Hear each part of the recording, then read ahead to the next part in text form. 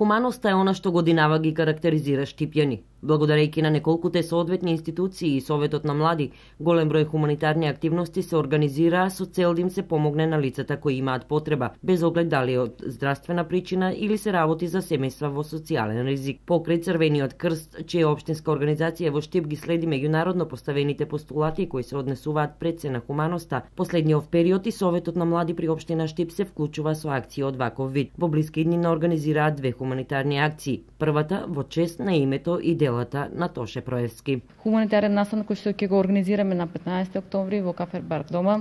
Ги повикувам сите наши сограѓани, млади, стари, сите фанови на Тоше Проевски да ни се придружат на настанот и уште еднаш да ги спееме неговите песни, а воено настанот ќе биде хуманитарен и собраните средства ќе бидат посветени на соодветната фамилија.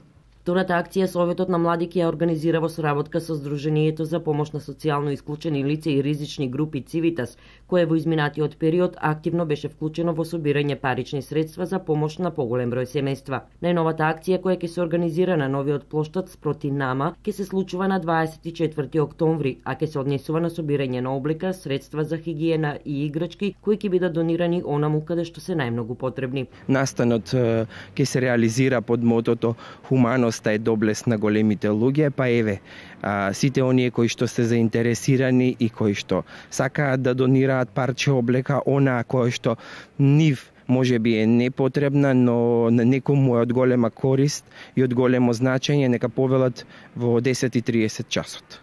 Се што ќе биде собрано, ќе биде соодветно класифицирано, истакна Ѓоргиев, и донирано на семејства кои имаат потреба од тоа, но и на одредени институции кои работат со лица дел од ризични групи. Со дел од таквите институции во Штип, но и останатите градови во државата, Цивитас има потпишано меморандуми за соработка, меѓу кои и детското СОС село.